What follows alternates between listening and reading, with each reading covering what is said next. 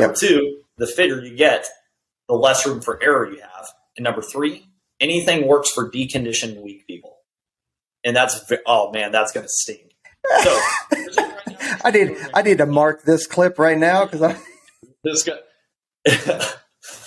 it's true, right? Because we know the law of diminishing returns states as I accommodate. And if you don't know what that word is, the law of accommodation says the better you get something, the less gains you get. Think about Usain Bolt, right? He only marginally might gain 1/100 of a second versus a newbie could drop 2 seconds in their 100.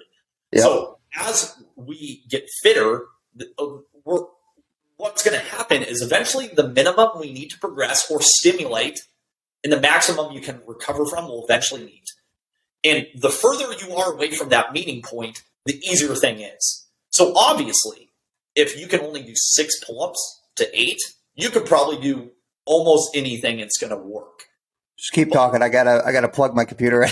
Yeah. I just realized that I'm losing battery here. We're gonna lose 5-star reviews right now. But that's the most important thing is that when you're deconditioned, when you're weak, you can hop on any training program and it's going to work. So you could hop on, simple and sinister. You could hop on 5-3-1. You could do all this stuff, but eventually your body has this adapt or die response where even if you're training at unsustainable volumes, there's a lag response with the body, meaning it will super compensate and basically try to hang on for dear life. So people think, because I'm doing all this badass training where I'm just every day I'm in a puddle of sweat and tears, that I'm getting stronger and getting faster, and it only works until it stops working. And that's where people are normally good, and they don't believe that a lot of the stuff when it comes to a proper training program or how to manage stressors until it stops working and they start plateauing, and then all of a sudden maybe their run times start getting slower. So one of the most important things with a training program is kind of having some stop gaps or some assessments in there, whether it's on a weekly basis or to make sure that you're not taking yourself into a point where your body can't recover. Because the one thing we've got to understand is if we are allocating more resources to repair and recovery than we are growth throughout the week, we're not going to be able to progress, or we might not be able to progress very long. So every time you're training, you shouldn't say, can I do this? The human body is amazing. It can do anything. And we know what happens as we push our mental limits. We can do anything because we can just push our limits. But the thing you have to ask yourself is, what is the cost of what I'm doing? What is the cost of these 5 sets of 5 deadlift on my run I'm going to do 2 hours later? Don't ask yourself if you can do it. Ask yourself, what is the recovery time for everything I'm doing after the workout? You need to say, how do I spend less time in recovery while still continuing to adapt? What most people are doing is they're seeing how much they can recover from, not how little time they can spend in recovery. And that, a maximum recoverable volume is like how much work you can do before you break. That makes sense for like a single sport athlete. So if I'm a 400 runner in track and field, my only goal is 400 meters. You are a concurrent athlete. You are not a professional powerlifter. You are not a professional ultra marathoner. You are balancing more stressors than most athletes have ever even considered. So the whole point is we have to do more work at a lower recovery cost, and it's all about maximizing recovery time. But what most people are doing is they're seeing how many reps they can do, how much weight they can do before they break. Now people are going to misconstrue this and say, well, don't we have to push our limits physically to unlock our mental capacities and build? Yes, of course, the mind is improved through the body's fatigue. But you have to ask yourself, where am I at in my training process? Right?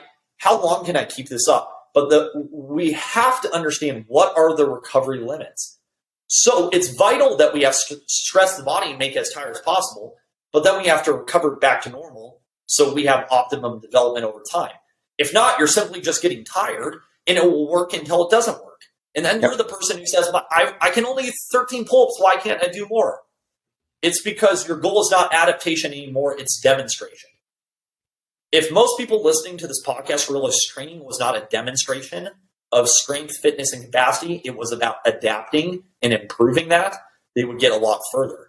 No, I agree. And if if you had to take 75 pounds off of your deadlift, your back squat, and when you're doing 5 sets of 5, so that you could do that 5-mile run later on, like that's what you should be doing. And same with if you're just if I go out on a blistering run today, but I have every intent of part of my training plan to do another run tomorrow and so on. But I have crushed myself so much that I have no glycogen storages. I am so sore that I'm like, I wake up the next morning, I'm like, you know what? There's no way I can move. Like I've only hurt myself more than I've actually helped myself because I haven't adapted, but also like that 5 or 8 miles or whatever I was going to do the next day, I didn't get those miles in because I crushed myself today. Right, because the fatigue from a suboptimal workout will limit you maximizing the stimulus in another workout. And it's not about what you do on Tuesday, it's about the week, right? Yep. You can have 2 to 3 hard workouts, and then all of a sudden, after 4 weeks of that, 8 weeks of that, you're not having progress anymore. That's why you need to have checks and balances. So a lot of times for my athletes, I'll have them do like where they'll have their 4 or 5 mile training run. Normally, like on trails with flat and minimal vert.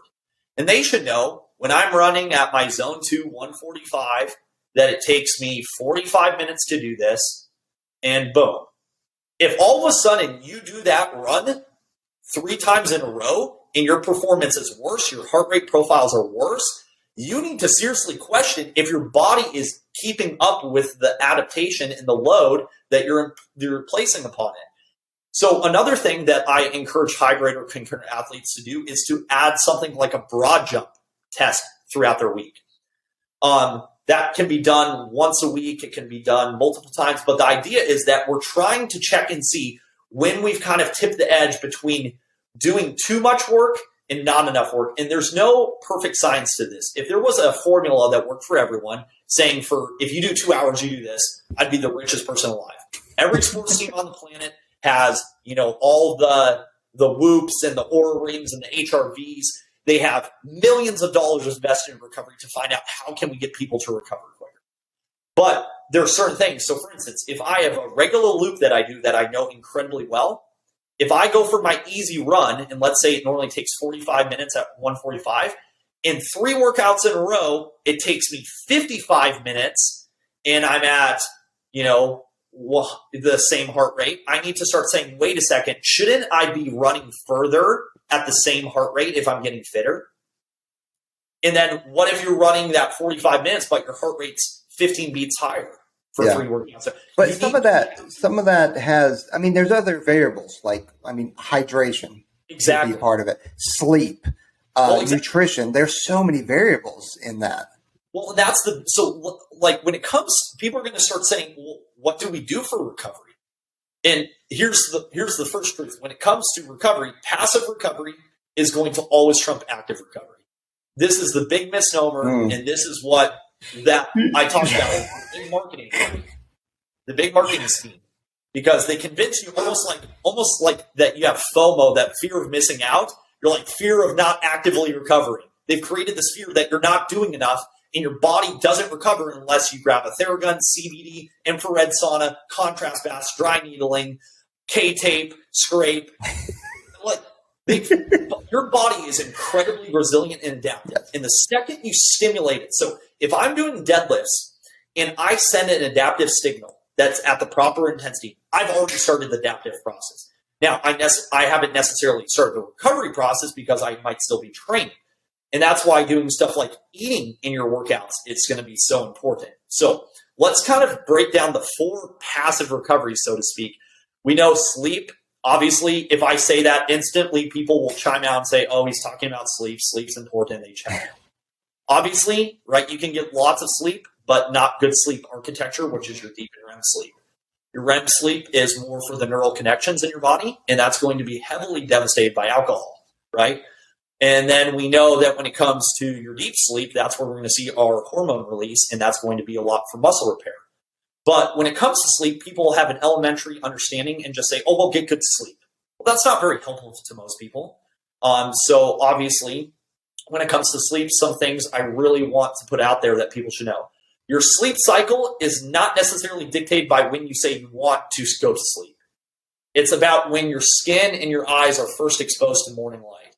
So if you want to start to get a good night's sleep, it's actually going to start by waking up early and getting as much skin exposure to good light as possible. That's super healthy and also sets your circadian rhythm. When it comes to sleeping at night, obviously simple stuff like making sure there's no blue lights. And most people don't know blue lights are everything from the red light on your TV. They don't have to be blue to your overhead lights. So when the sun starts to set, you should be already starting to turn off as much overhead lights as possible. Number two, putting that phone away, because we know that phone is going to be the end of humanity is going to be smartphones. So about 2 hours out, you should probably put your phone on a charger, and then you should probably have an alarm clock in your room. You should not have that phone in your room. It is sending 5G signals, blue waves. It is actually impacting your sleep if it's in the room. So just get it out of the room, put a clock on. And then what we want to think is we want a cool room, and there's no lights. And I would sleep with a mask. And those are crazy things, but I would make it a habit. Those are some easy things to remember. And if you're waking up more than one time throughout the night to go to the bathroom, you're overhydrating and probably doing that a little bit too much before bed.